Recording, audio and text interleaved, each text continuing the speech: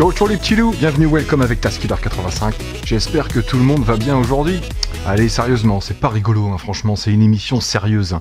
Donc voilà, bienvenue à tous, j'espère que vous allez vraiment bien aujourd'hui et que ça vous aura donné le sourire à vite fait. J'avais envie de délirer, voir ce que ça donnait.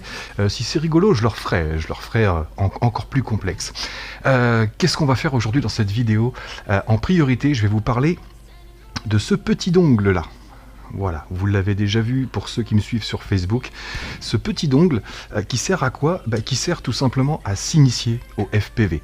Vous le savez, le FPV c'est pas facile.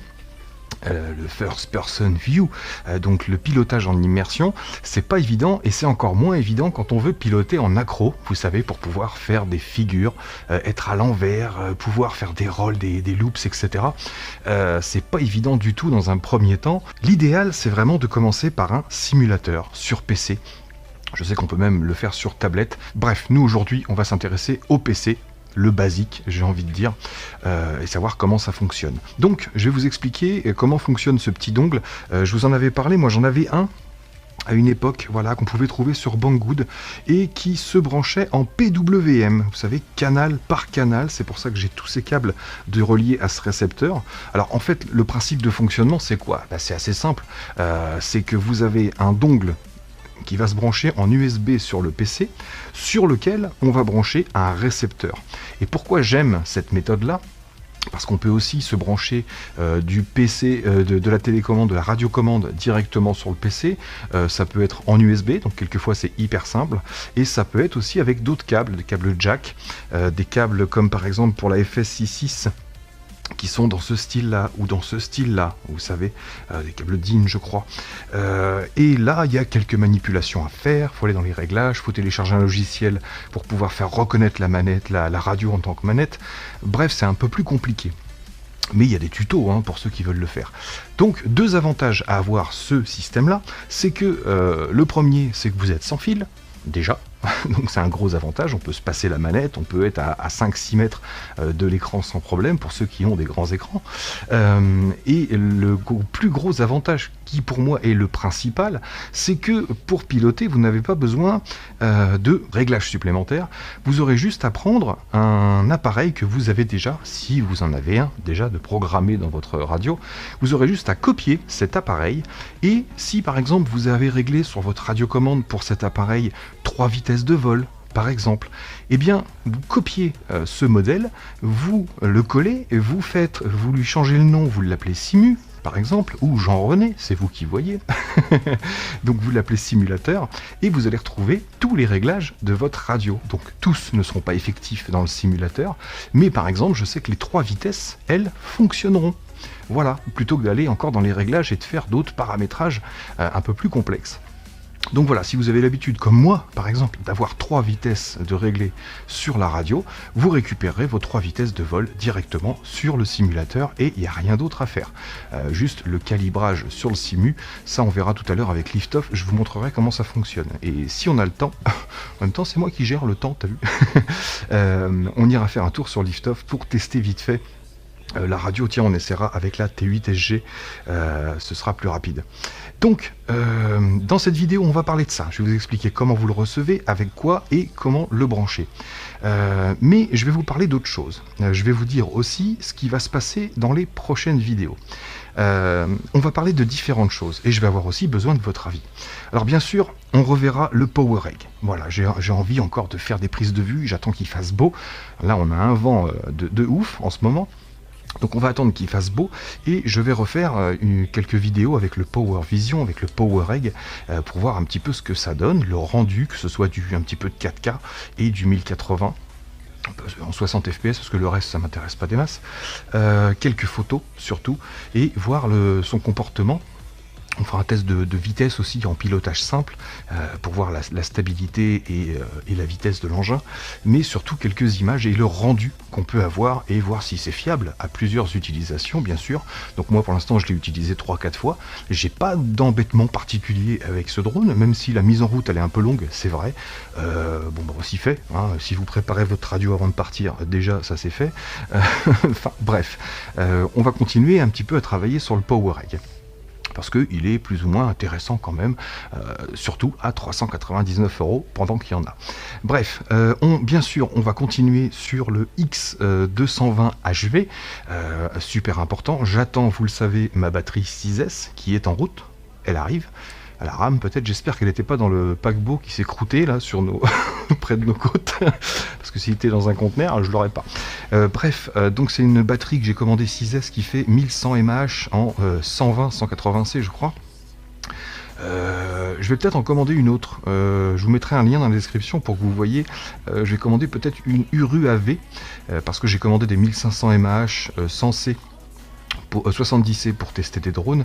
Je commanderai la 6S qui est en 70C aussi, pour voir si au cas où j'avais des deadrolls avec la 6S 120C, 180C, voir si je les ai toujours avec une moins puissante en C, voir si ça peut jouer aussi. Mais si touche du bois, si ça se trouve, on n'aura pas de deadroll. Bref, j'attends la 6S pour refaire un petit peu des investigations sur le X220 HV. Pour info, j'ai discuté un petit peu avec WeAreFPV, que j'embrasse. J'aurai des surprises avec eux bientôt aussi, je vous en reparlerai. Bien sûr, j'embrasse Culture FPV aussi, j'embrasse aussi Franny de Pico Z, Fran Modélisme. Bref, j'embrasse tous ceux qui sont collègues, parce que pour moi, il n'y a pas de concurrence, c'est que des collègues dans cette grande famille. Bref, donc des surprises avec WeAreFPV. Et donc, je discutais un petit peu avec lui, putain, je vous raconte ma vie, c'est la folie. Et je lui ai demandé des nouvelles de son X220 HV. Donc non seulement ils en sont contents, avec leur réglage, ils ont eu très peu de deadroll.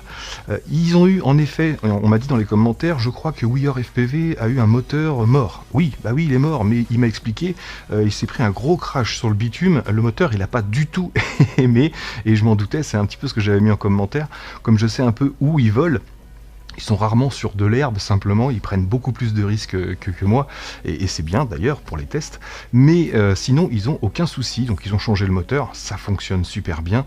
Il m'a même confié que je ne vais pas balancer, mais il y a un pilote de leur team qui vole beaucoup sur Kiss, qui ne jurait que par Kiss entre guillemets, et qui en ce moment, quand il fait ses sorties, il sort avec le X220 HV et les Ishin EV200D, donc du matos chinois qui fonctionne sous Betaflight.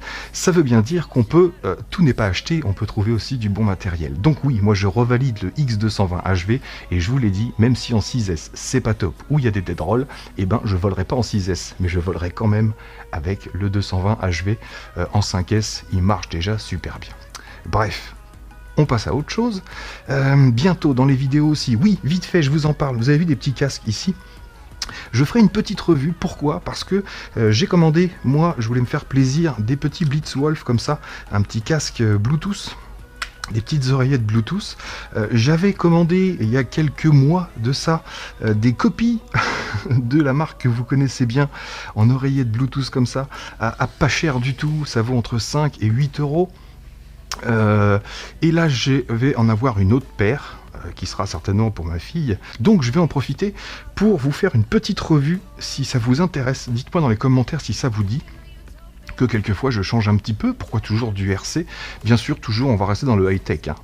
Je vais pas faire des revues sur une tondeuse à gazon ou ce genre de choses, mais pourquoi pas? Est-ce que ça vous intéresse, une petite revue sur des oreillettes Bluetooth, que je vous donne mon ressenti, surtout la qualité du produit, l'utilisation, la facilité d'utilisation, parce que au niveau du rendu du son, je pourrais vous donner mon avis, sauf quand il y a une énorme différence, et entre certains, il y en a, mais moi je comparerais ça par exemple à deux casques que j'ai filaires, des Sony et des AKG, au niveau du rendu du son. Après, c'est pas facile de vous donner une idée du rendu du son, je vous donnerai simplement mon avis. On fera surtout un test sur la qualité, sur la facilité d'utilisation, et aussi sur la facilité d'entretien, la recharge, etc. La durée dans le temps, on verra plus tard. Donc dites-moi si ça vous intéresse, une petite revue sur des oreillettes Bluetooth, pourquoi pas. Sinon, dernière chose, après on attaque, très bientôt plusieurs concours, dont 2.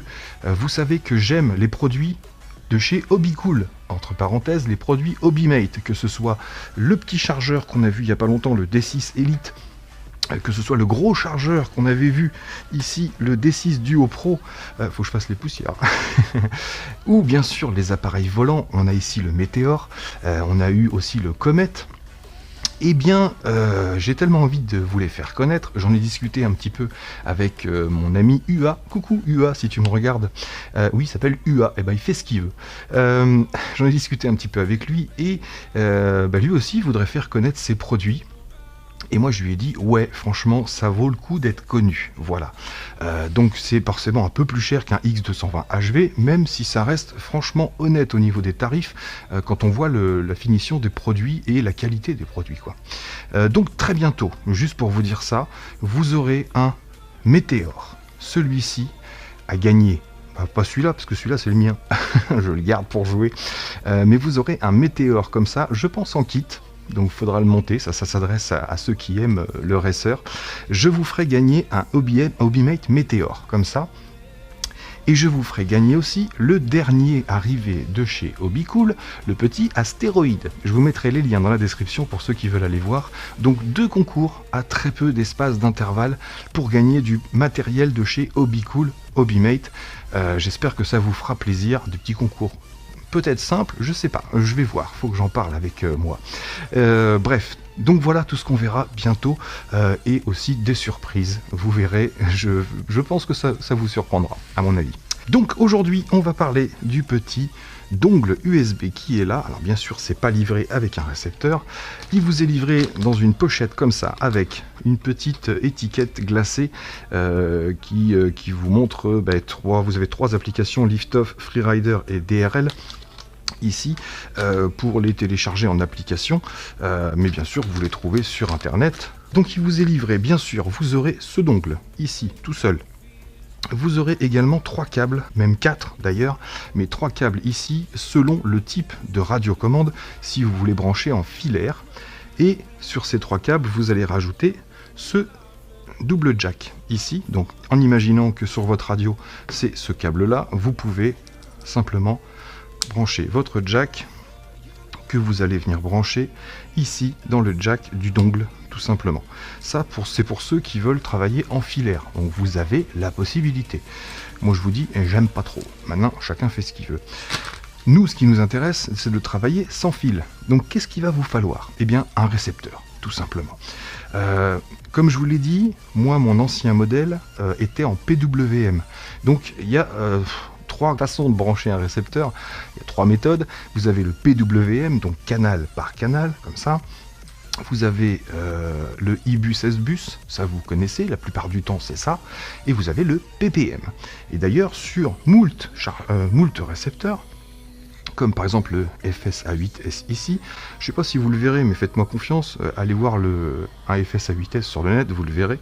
Vous avez bien sûr le neutre, l'alimentation, iBus S-Bus pour le 3e câble et PPM pour le 4e. Sur un récepteur comme celui-ci ou comme celui-là, c'est pareil, vous avez, voyez, PPM ici avec CH1 et sur celui-ci, vous avez également PPM, S-Bus, alimentation et ground, donc le neutre. Eh bien c'est tout simple, puisque, je vous l'ai dit, ce dongle fonctionne uniquement avec le PPM, en sans fil, en passant par un récepteur. Donc qu'est-ce que vous devrez faire? Il vous faudra juste brancher le noir, le rouge, l'alimentation, et le jaune sur un récepteur, le noir, le rouge et le PPM, tout simplement. Le câble jaune, vous aurez juste à le brancher dans le PPM, donc moi c'est pour ça que j'ai fait ça comme ça, parce que je peux me servir comme ça du récepteur quand même. Donc ne pas se tromper, noir, rouge, PPM. Et petit souci sur le mien, c'est que quand je l'ai branché la première fois, j'ai respecté un noir, rouge, PPM, je suis pas plus bête qu'un autre. Je l'ai branché, mon récepteur s'allumait pas. Je me suis dit, j'ai reçu un dongle qui fonctionne pas. Mais avant de le mettre à la poubelle et de contacter Banggood, j'ai sorti mon petit multimètre, j'ai branché mon USB et j'ai testé mes sorties. Eh bien écoutez, il s'était trompé sur le mien, donc je sais qu'il y en a d'autres qui l'ont et ils n'ont pas eu de soucis, mais il s'était trompé sur le mien. Le fil noir était l'alimentation, j'avais 5 volts qui sortaient, et le fil rouge était le neutre, tout simplement.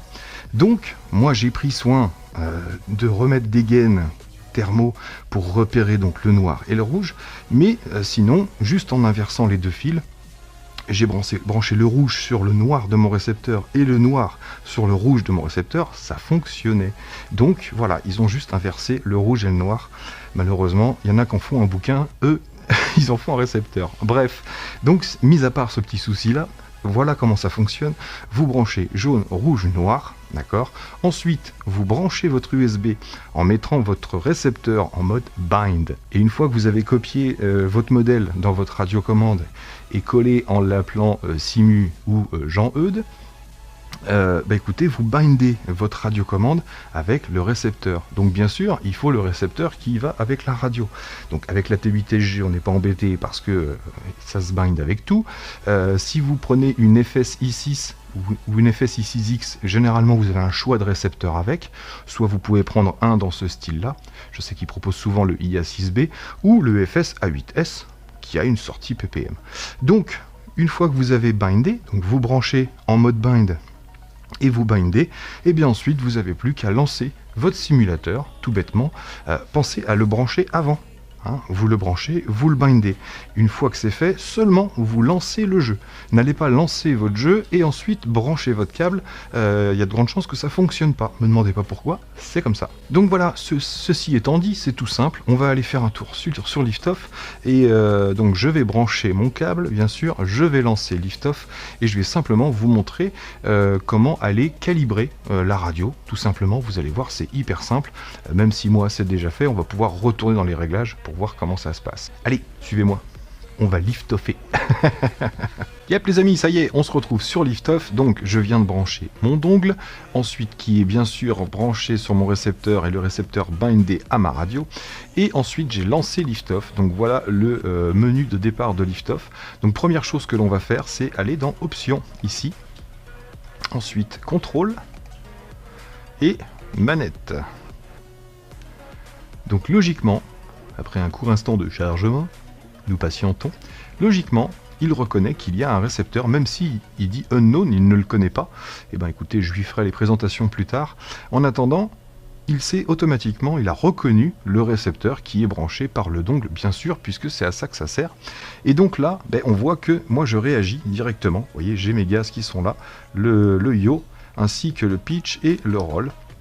Donc tout va bien. Mais par contre, si c'est pas le cas, vous allez tout simplement aller dans calibrer, ici, voilà, et on va faire commencer la calibration, voilà. Alors on lance la calibration, il faut faire des cercles avec la manette, tout le tour, voilà, ensuite on va centrer les joysticks, c'est marqué, donc hop, on centre tout, on laisse charger la petite barre, paf, ça y est, même si on voit que ça bouge un petit peu dans les centres. Maintenant on va centrer, on va commencer à faire l'axe des gaz, donc on monte l'axe des gaz, boum, il l'a sélectionné. On peut redescendre, on centre les joysticks, voilà. Maintenant on va passer au pitch, donc on va pousser le pitch à fond, tac, il l'a sélectionné. On recentre les joysticks. Ensuite il va nous demander le roll, donc on pousse le roll, voilà. Il sauvegarde. C'est pas plus compliqué que ça, vous avez vu. Et pour finir, le yaw, donc on va pousser le yaw, bien sûr, hop, et on recentre les joysticks. Et normalement, c'est calibré. Voilà. Donc là, on est pas mal. On peut aller affiner, ici. Si jamais vous avez les sticks qui bougent un petit peu ici au centre, voyez, on peut tout simplement, voyez, le quad a des petites vibrations, comme si je bougeais un petit peu le stick. Donc là, on peut ajouter, ici, un petit point mort. Voilà, on va mettre à 0,2. Ici, on va mettre à 0,2, 0,3. On peut mettre 0,3, 0,4, c'est pas gênant. Et vous voyez, automatiquement, ça le stabilise. On va faire pareil pour le roll. Voilà, 0,3. Et on voit que le drone, maintenant, est hyper stabilisé. Il n'y a pas de souci. Dès que je lâche les sticks, il est fixe, il ne bouge pas. Donc, tout est bon. Voilà, on sauvegarde. Et on quitte.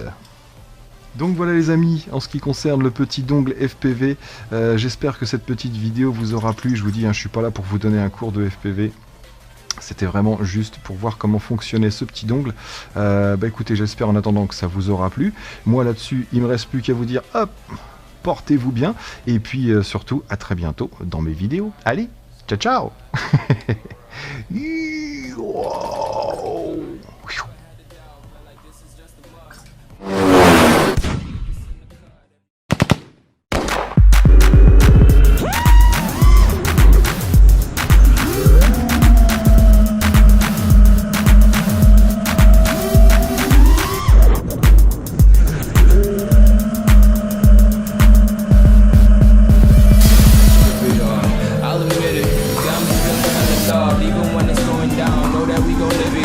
Shot caller, always been a baller. Know that you the one, I can feel it in my heart. Yeah, I won't stop charging and go and come harder. I can see you and I, way beyond the stars, girl. I can never ever find the right words, and there's no way this is real life. There's no telling you're the right girl, so I can only say that it feels right.